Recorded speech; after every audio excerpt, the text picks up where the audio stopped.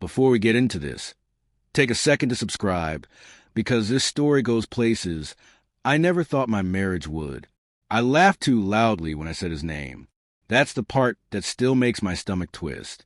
We were seated around my parents' long wooden dining table, plates clinking, glasses half full, everyone warm with food and familiarity. My husband, Amir, sat to my right, quiet as usual, cutting his chicken into careful, even pieces. Across from us, my cousin was telling some harmless story about college when I interrupted. "God, this reminds me of Daniel," I said, smiling. He used to do the same thing, always trying to be the funny guy. A few people chuckled. Someone raised an eyebrow. I kept going. "He once stood on a chair in a restaurant just to get the waiter's attention," I added, laughing again. So embarrassing, but kind of iconic. Daniel, my ex. I didn't look at a mirror when I said it. I didn't need to. I felt the ship beside me anyway. The pause in his movement, the way his fork hovered just a second too long above the plate. He smiled barely, the polite kind, the kind you give when you don't want to ruin a room. That should have been my cue to stop. Instead, I kept teasing. Little comparisons, little jokes, each one landing softer on the table than on him. My phone buzzed in my pocket midway through dinner. I ignored it, but Amir noticed. He always noticed small things, habits, silences, changes in air. Later, when dessert was served, my mother leaned in and whispered, "You're being a bit much." I brushed it off. "It's just jokes," I said. "We're married. He knows that." But when I finally glanced at Amir, his eyes weren't on me. They were fixed on the table, jaw tight, hands folded together like he was holding something in, holding himself back. That night, as we drove home in silence, my phone buzzed again. Same notification. And that's when I realized I might have crossed a line I couldn't laugh my way back from. The car ride home felt longer than the drive to my parents' house, even though it was the same road. Streetlights slid across the windshield like slow accusations. Amir didn't turn on the radio. He never drove in silence unless something was wrong.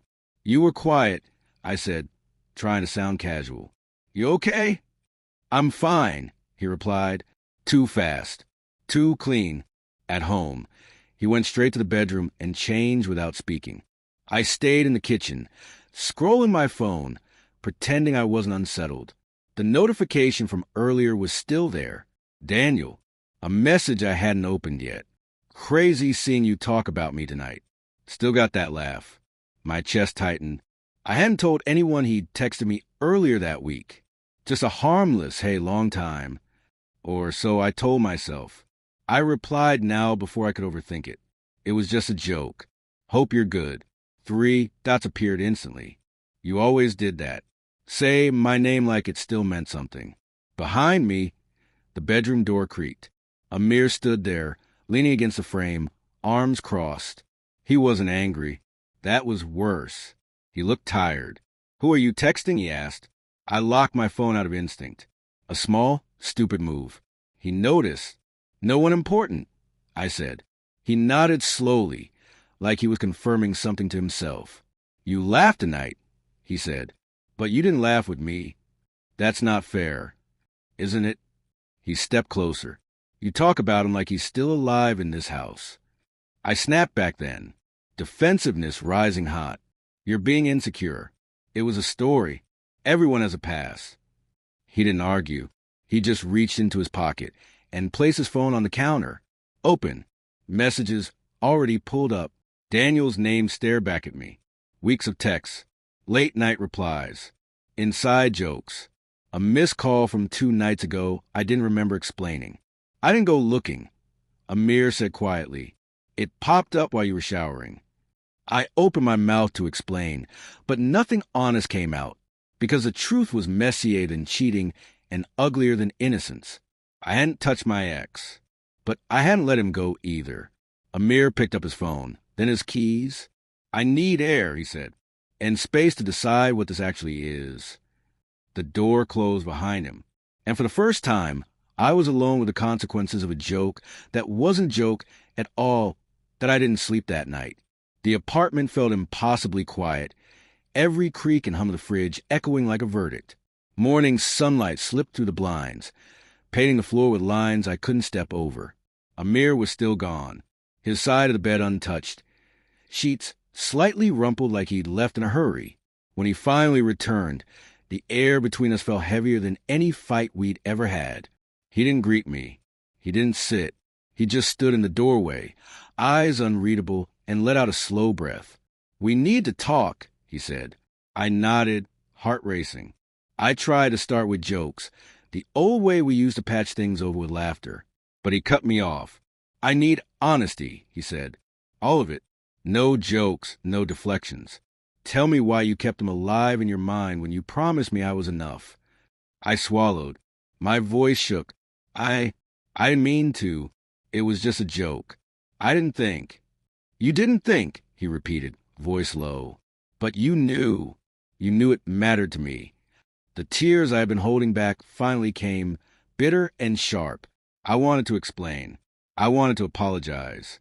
But words felt useless, like throwing pebbles into an ocean that had already started swallowing me whole. "I love you," I whispered. "I don't want to hurt you."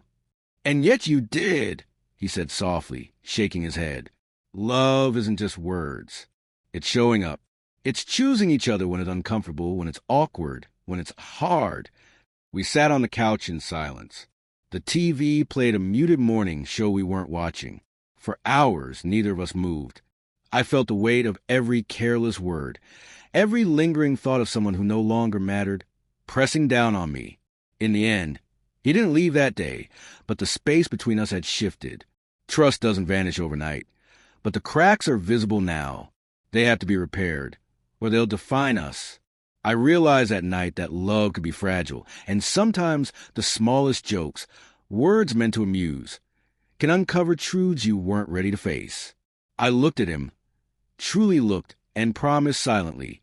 No more ghosts, no more laughter at someone else's memory. Just us. If this story touched you or made you think about your own relationships, share your thoughts below, and don't forget to subscribe. Because sometimes facing the hard truths is the only way to really grow.